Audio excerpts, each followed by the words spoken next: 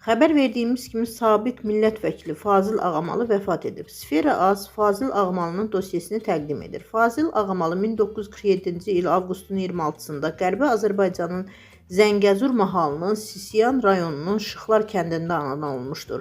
1965-ci ildə Dəstəgird orta məktəbini bitirmişdir. 1966-1971-ci illərdə Bakı Dövlət Universitetinin Tarix fakültəsində təhsil almışdır. 1968-ci ildən ali təhsilinin 3-cü kursundan etibarən Azərbaycana müstəqillik tələb edən Azərbaycanın azadlığı və bütövlüyü uğrunda Gizli Tələbə Dərnəyinin fəal iştirakçılarından biri olmuşdur.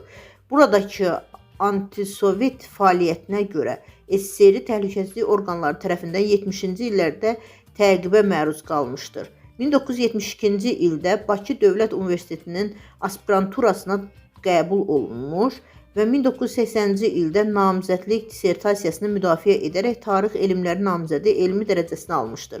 1971-1972-ci illərdə Naxçıvan şəhər bir saylı orta məktəbdə müəllim, 1973-1983-cü illərdə Naxçıvan Dövlət Pedaqoji İnstitutunda müəllim, baş müəllim vəzifələrində çalışmışdır.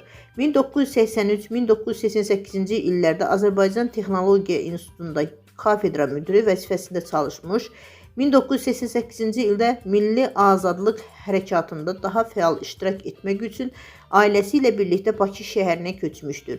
1988-1990-cı illərdə Dövlət İqtisad İnstitutunda dosent vəzifəsində çalışmışdır. 1991-ci ildən Azərbaycan Əmtəşünaslıq İnstitutunda, 2000-ci ildən Azərbaycan Dövlət İqtisad Universitetində dosent və professor kimi elmi fəaliyyət göstərmişdir.